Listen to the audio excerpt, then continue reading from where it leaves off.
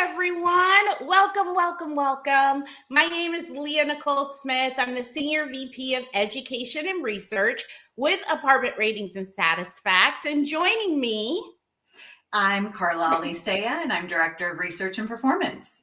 We are so excited to present some brand new information to all of you who are able to join today. It is all about one of the hottest topics that I think has hit our industry, I would say in the last year. We've been hearing about it. There's been rumblings and grumblings, if you will, around the topic. And so we decided that maybe it's time to dig a little deeper and hear directly from the people who are most impacted when it comes to fee transparency. So we have a lot of information that we're going to cover. We have something special to talk about at the very end to give you, again, just more information on this topic and why it is so important to our industry and renters as well. So back in 2023, can't believe we're going, I know 2023. We conducted our biennial online renter study. It's a study that we do every other year. And we started this study way back in 2011. The biennial online renter study started out asking questions about online search preferences for renters, and has evolved as renters have evolved into additional topics like reputation management, what gets them to say yes to your community, social media, all of that kind of good stuff. And in 2023, we felt it was important to add some additional questions to the survey around fee transparency. So this is where we sort of established a quantitative baseline. What we found in this study was that 4 out of 5 renters believed that management companies should provide greater transparency around fees. Many of them were sort of being caught off guard or maybe weren't aware of what the final price was when it comes to how much they were going to be expected to pay each month. And then 1 out of every 5 renters reported that they were not informed of all of the charges before signing their lease. Now, you may think, well, 4 out of 5 were, so we must be doing okay. But we have to really look at it from the renter's point of view. So I'm going to pitch a question to Carla. Carla, when you conducted this qualitative analysis, did you find any parity between the quantitative data versus those interviews and the stories that you had with renters? Yeah, absolutely. That's a really great question, Leah.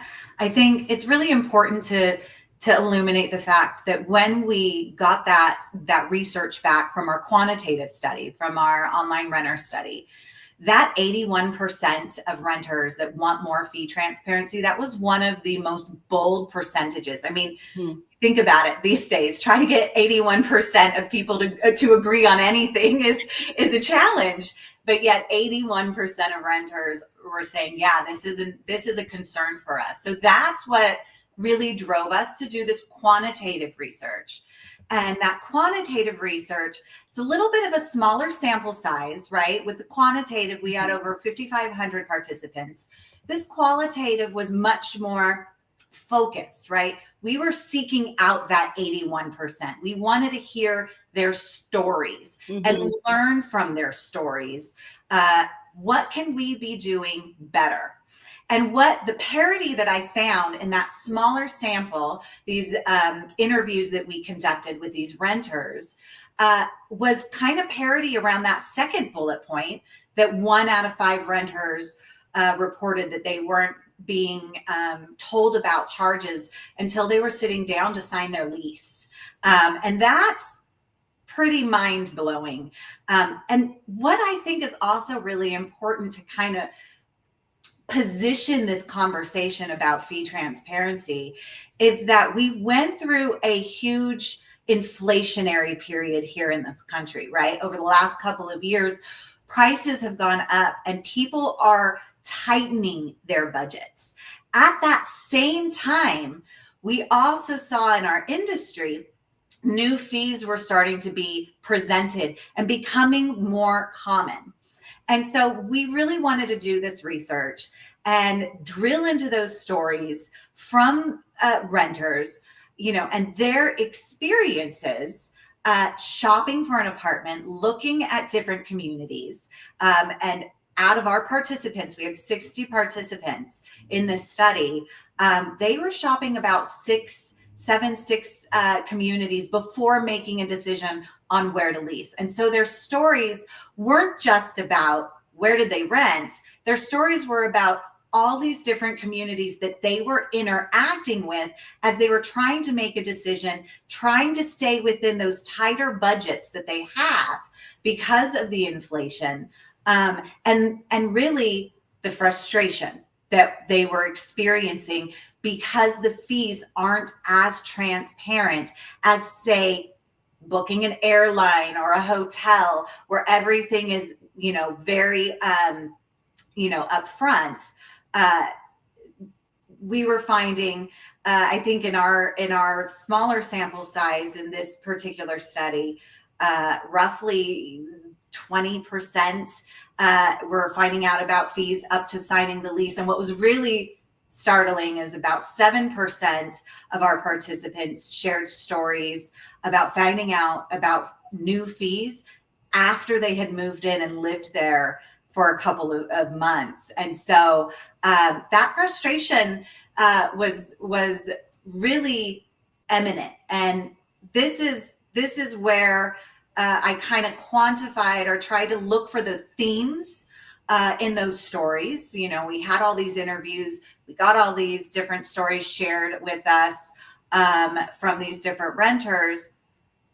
And these themes emerged, right? So frustration on unexpected costs, perceived that they were being exploited. There were some stories about I remember one renter, what was her name? I think it was, I can't remember her name, but she said, I had to pay online and then there was a fee and there was no other choice. Like, this was how I had to do it. And so I had to, and it wasn't that the dollar amount was very small. And she even admitted that, I know that that's a real small amount. It's just the fact that I had no choice. And it also wasn't something that was disclosed to her beforehand, right? She'd already signed the lease to move in. She went to go create her account. And all of a sudden now she found out about this small fee. So that exploitation and that trust factor, that a lot of the stories were like, it really made me, not trust the management team, not trust the individuals that I was interacting with. And then for some renters, it was that decision and stress paralysis. They'd done all of their research online. They carved out some time to go tour, and they didn't find out about these fees until whether it be after the tour, after submitting an application, or even, like I said, up to signing a lease. But what really stood out to me among all those stories of frustration was the skepticism towards the industry. Among all of the stories that fell into that bucket of frustration, and not all of them did. I'll share a little bit about that soon. But all of those stories that did fall into that bucket, what we were hearing over and over is they all do it. You can't get away from it. This is just how it is, right? And so we also asked a question, well, whose responsibility do you think it is to make sure that all of these fees are forthright and transparent and disclosed? And we gave them a couple of different offers. It's the ownership, it's the management, it's the national government, it's the local government. And more, 58% of our participants were saying, oh yeah, that's local government's responsibility to make sure that renters know before they enter into a legal lease, right, a contract, about what it is they're required to pay during the term of that contract. And I think that that's what might be leading to this. Right. And this is what really is what prompted me to really look into this, because I was going around to different conferences and I was hearing the frustration from our industry on this regulation that's trying to create this transparency for renters. But as we know, they don't always get that regulation right? It doesn't always take into account, different factors that we're dealing with on the operator side. But yet this frustration that's growing out there, remember, it's not just about the one community that this renter is leasing at. It's about the 6 or 7 communities that they're experiencing different fees, different explanations, finding out about these fees at different times. And they're looking to their local elected officials to help them solve this problem. And so we're seeing a myriad of legislation in different areas trying to tackle fee transparency for renters. Yeah, I think the other thing that I'm seeing and hearing when it comes to fee transparency is that this patchwork of protections, a lot of times there's not a balance, right? It's either aimed at protecting renters or it's aimed at benefiting management companies, or, like there needs to be some type of balance where both sides, feel as though what's in place is fair and it's working for them. You mentioned something really interesting about renters going out and looking at 6, 7 different communities before they decide where to lease. And that was something that we also found to be true in our online renter study. So knowing that, can you explain this, total monthly leasing price, what that should look like for someone who is currently searching for a home? Where should this be, present? What's your advice as it relates to the total monthly leasing price? Yeah. So the TMLP is a concept that came out of, I think, the legislation from one of the states, where that has to now be in that state that forward-facing advertised rate. So the TMLP isn't just your starting rent, right? But it's the rent plus any mandatory fee, right? That's going to be added on to that monthly bill. Now, this is a very sophisticated and complex situation, right? Because it's heavily rooted in our accounting, how we manage our different charge codes, how our systems operate and communicate with one another. But the bottom line is, up until now, and even it's still existing, a lot of the time that the data that we're feeding over to our advertisements, our ILSs, it's that starting rent. But again, more and more as operators are looking to keep up with inflation, keep up with insurance costs, keep up with the rising costs of operating in a community, we're adding in additional charges. We're also adding in things like technology packages, valet trash fees, utility management fees. So there's all these different charges that are not coded to the rent type charge code. And therefore, what the consumer is seeing, what they're researching, their initial research, we all know that's done online, right? They don't pick up magazines anymore. They don't go door to door. They go online and they do this initial research, and they're seeing starting prices that in some cases are $100, $200, maybe even $300 less than that total monthly leasing price. Yeah. And again, we have to remember where renters are today. Rents are higher than they've ever been. We went through that inflation. Budgets are tight. And so when there's that discrepancy between the advertised rate and the total monthly leasing price, basically we are generating leads that may not even be qualified, right?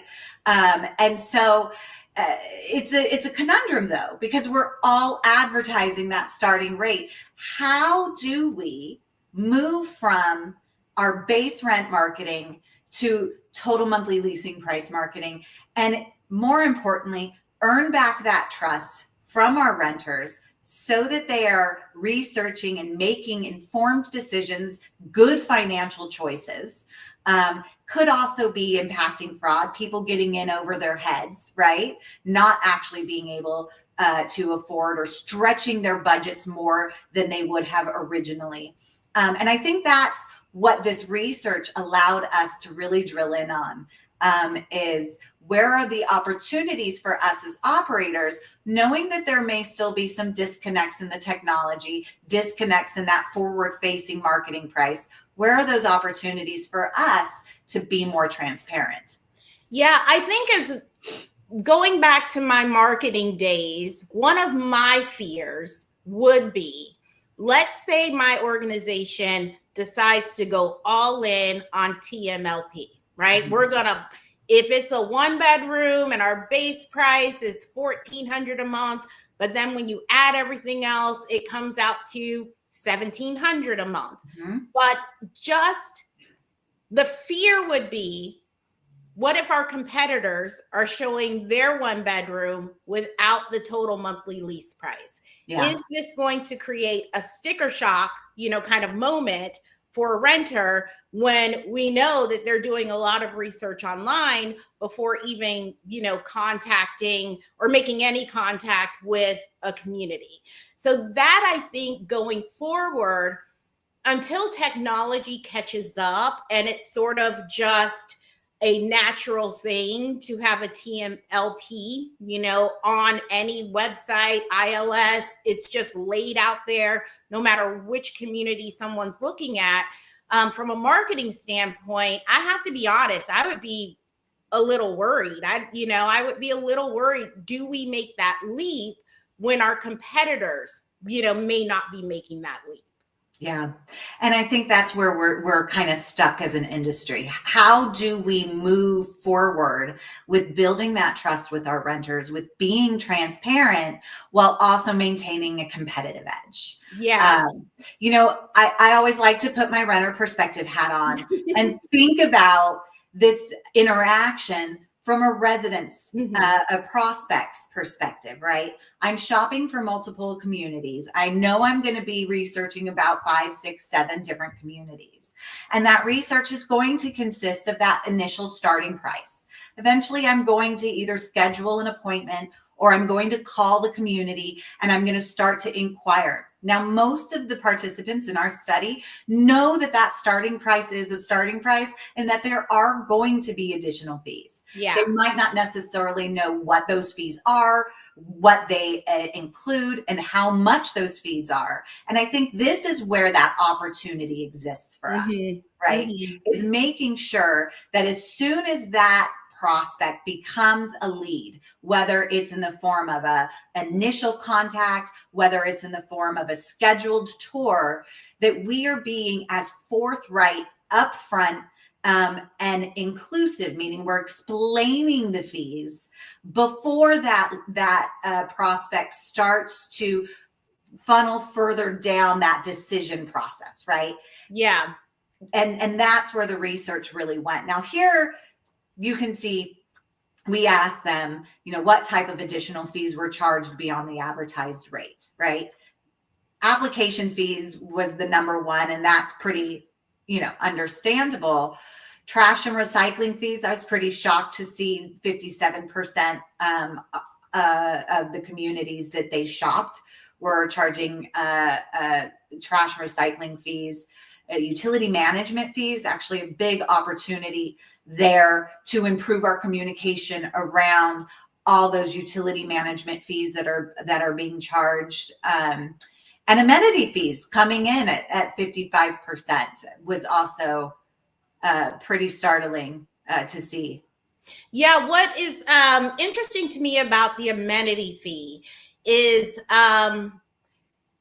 I go to a hotel, and this has happened, we travel a lot for work, even if we're staying one night, right? They'll say, oh, and there's a, $50 amenity fee. And I have no plans to use the gym. I have no plans to use the pool, but I'm only staying one night. So it doesn't sting as bad. But I can only imagine, trying to sell this to a renter, and this puts our leasing associates in a pretty tough spot too. Yeah. Selling these additional fees to a renter who maybe has no use for the amenities, maybe is like, well, why do I have to pay a parking fee? Or, it's kind of questioning all these different fees. It makes it a tough sell. I can see this being, one of those objections that ultimately leasing associates would have to overcome at some point. Yeah, what I heard about amenity fees from the stories wasn't so much that they were unwilling to pay them. Mm-hmm. More so it was, well, why are you charging an amenity fee, right? Is that explanation logical and rational? And then if part of that explanation is, well, we use these fees to help maintain the amenities, right? Well, then we need to make sure that we're maintaining the amenities, because I heard a lot of frustration saying, I'm paying an amenity fee for the gym and the pool, but the pool is always closed and the equipment's always broken. Mm-hmm. And that, again, is where some of the frustration's coming out. Every month I pay my bill. Every month I pay an amenity fee, but yet every month that treadmill is not working, or the pool pump is broken.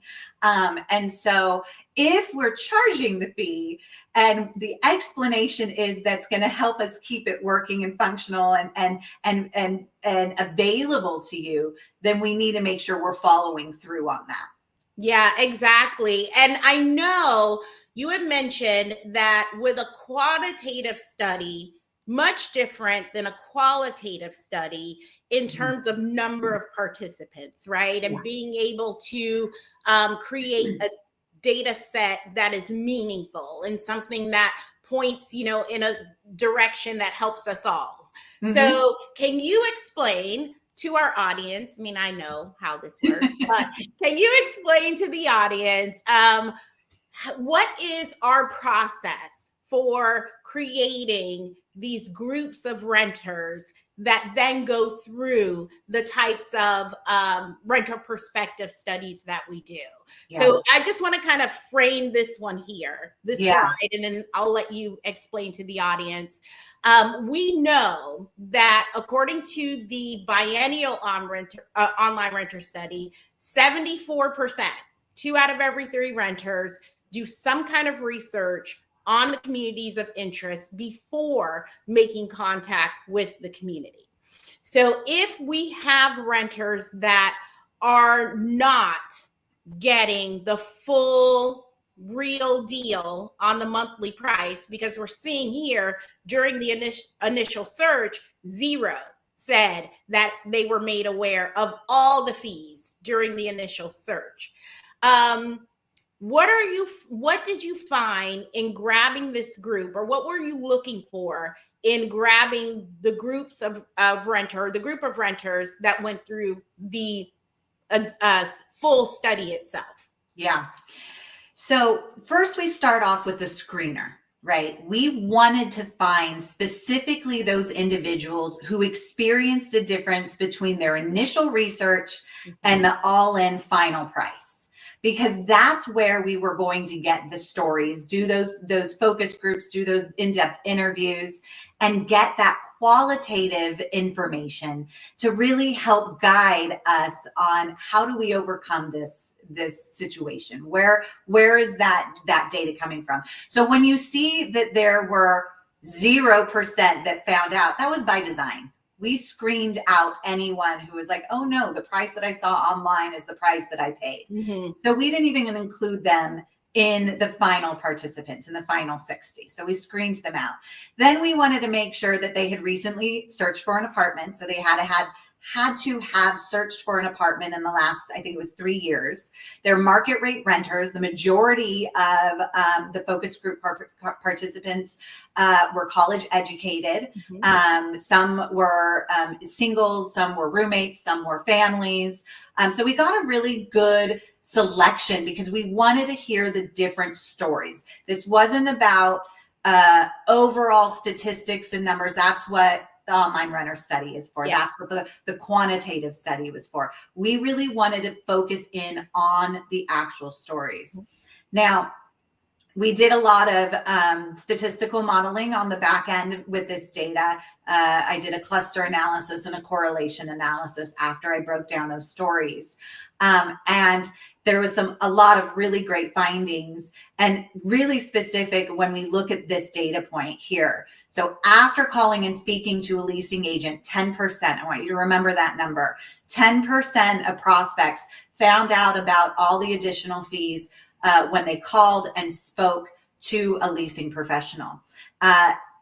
38% not until after they toured. And the stories that came out of our focus group kind of related it to like a car salesperson.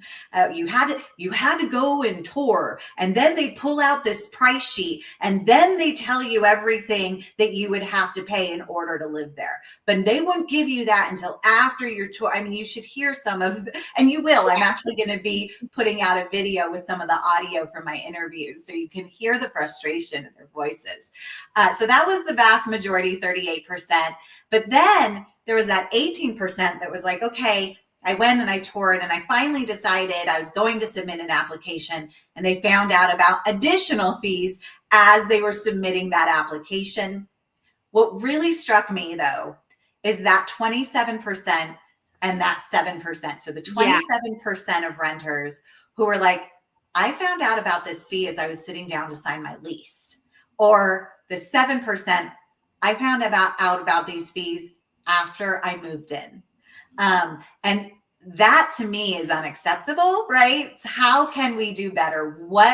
Where are those opportunities to adjust and to provide that transparency? And then here, going just back one more at the bottom of that last slide. We did ask them, how much were the fees? 20 was the lowest. The highest was 450. Actually, we had two participants that had some astronomical numbers. They were outliers, so we deleted them from the data set. With that average fee being about $169 from our participants in this study. But what's interesting, if you think about these two, you might think that the frustration comes from the dollar amount. And our correlation analysis said no.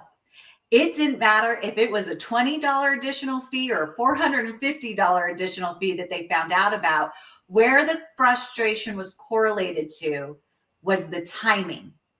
When they found out about the fees earlier in the leasing process, they were less frustrated. They had more of a neutral opinion of management.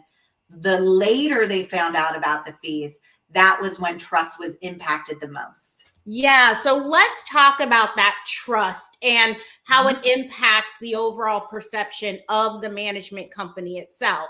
And I would think anyone who has gotten to the point of a lease signing and maybe even submitting an application in some cases, they've already put in their notice, where they were living before. And heaven forbid if that apartment home has now been rented and they're stuck with that move out date. They're stuck with the apartment that has the hidden fees that they didn't know about. So knowing what we're looking at in terms of the impact that it has on the overall perception of the management company, 98% of renters were impacted in some kind of way, whether that's a slight impact or a strong impact. But almost 60% said that impact was substantial. And I would imagine it's a negative impact and not necessarily a positive impact. No. So, but there are, as you mentioned before, some bright spots in this study. So when you were looking at all of the clusters of renters and the overall themes, what were some things that you saw that we've included in the final report? Yeah. So there are these three clusters, right? We have those renters.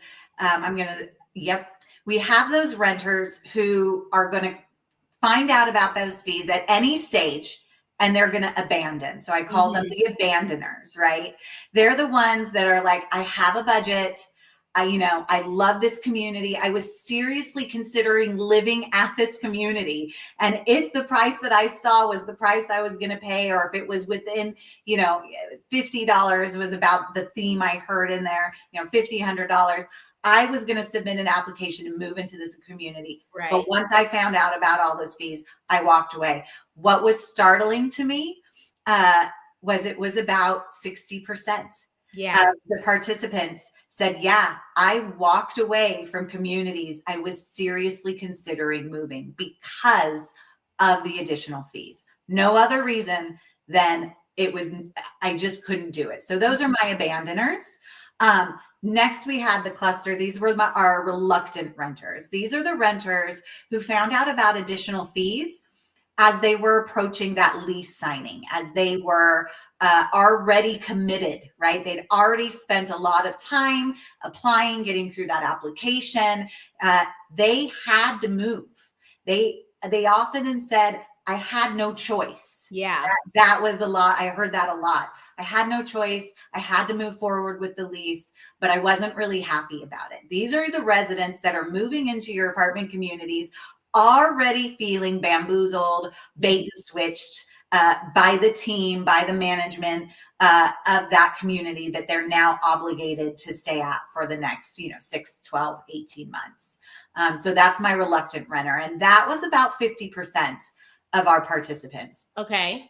But what gave me hope was my confident leasers. Yes. And if we go back to that previous slide, you're going to see they're represented in that 8 and 2%, that 10% there where there was no impact or just a slight impact, right? It was 10% of my participants said, hey, no, I moved into this apartment community because they were upfront. I knew about all the fees. Their explanations for the fees made complete sense, and I found out about those fees when I made that initial phone call, right? I found out about those fees before I invested a significant time considering this apartment community. And yeah, well, I don't want to pay additional fees. I know that apartment communities have additional fees. And because I found out about them early on in the process, I was able to make an informed decision, and their trust and management had no negative impact, and they were our confident leasers.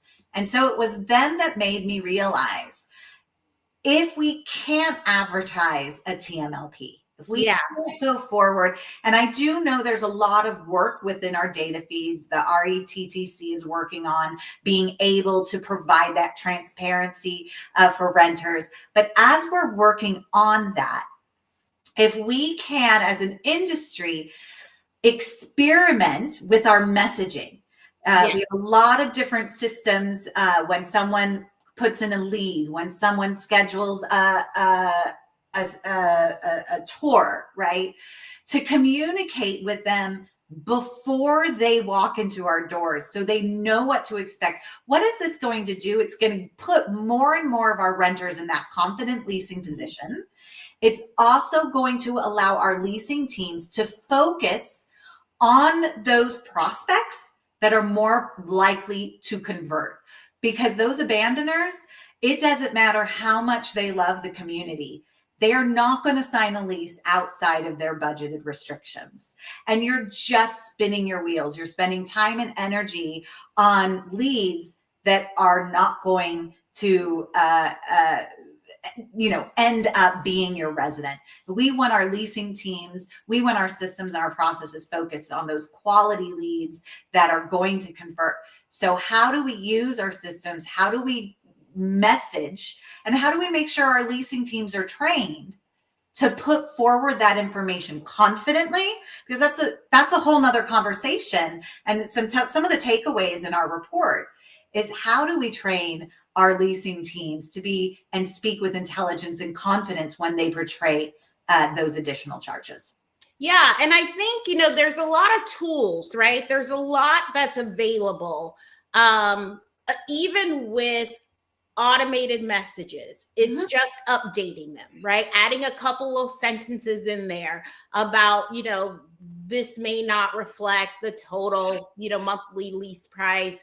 We can discuss this prior to your tour, or whatever it is that we need to do to just get that price in front of a renter as early as possible. The goal at this point is just to shrink those first two clusters, right? Yes. Have less abandoners, have less reluctant renters, have more people that are confident when they are making that leasing decision. They Absolutely. don't feel that sort of buyer's remorse. Yeah. So in our follow-up email, we are going to have the full report sent out to everyone. In addition to the data and the renter stories, we've come up with 5 actionable steps for operators. And I would also say these are same actionable steps for marketers. They all have to work together, right? It's how do we make sure that those messages are in sync from day one or as early as possible. Carla has also put together a really neat video. We'll have a link for that as well, where you guys can hear these renters. You can hear their voices. You can hear the suggestions, the feedback, dare I say, a little bit of frustration and sharing their stories as well. I think all of that is, part of understanding why this issue has such far-reaching implications. And Carla, do you want to tell everyone about our transparency gap study that we have available?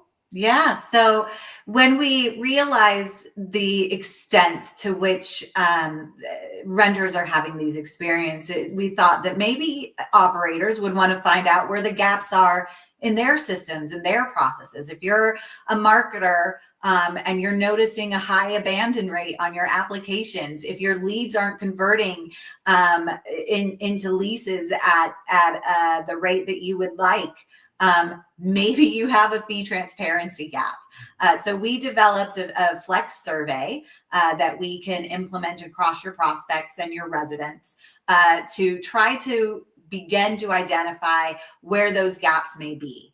If you're a current client of ours, we also have some questions we can add into your different touch point surveys. So if you're using our unclosed traffic survey or our move-in survey, we have just a few additional questions that won't impact your overall score, but it will give you some more intelligence so you could start closing those gaps and focusing on those communities or those processes and procedures to provide our renters with those that information earlier on in the life cycle. I think that's going to go towards establishing that sense of community, right? Yeah. It's really hard to establish a sense of community with your renters when they move in not trusting you. Mm-hmm. And we know sense of community is a top driver for renewal likelihood, for value. And so anything we can do to help you identify your gaps, we're here for you. Yeah, absolutely. So we have many more of these renter perspective studies that are planned for 2025. We've already done a couple, reputation risk management. What is the other one, Carla? It's this one. We're working right now on a epic renter's perspective. When a renter perspective interacts with your epic grade and your apartment ratings listing, what is that overall impression that they're taking away from it? So that's the next one we'll be releasing soon. Yeah, and Carla and I are open to any and all suggestions. If you all have topics that you would love to see us do a renter perspectives on, feel free to contact us. We're open to everything. We love bright ideas around here. So thank you so much for joining us, everyone. Carla, any final words? No, I really enjoyed doing these focus groups with the renters. You really do learn so much more when you hear the stories. It's very different than a quantitative study.